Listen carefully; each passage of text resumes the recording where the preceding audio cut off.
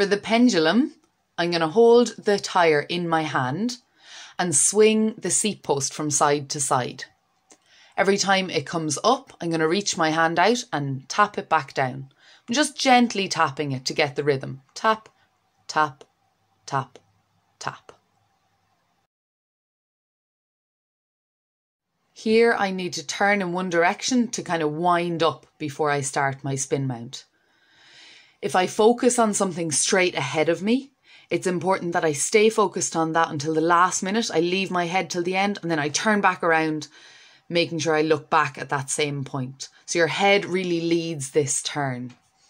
It's important that you stay up really tall and straight on the unicycle. You should be spinning around just one point, and I clearly need a lot more practice with this one. So don't give up on it. Keep trying and enjoy your practice.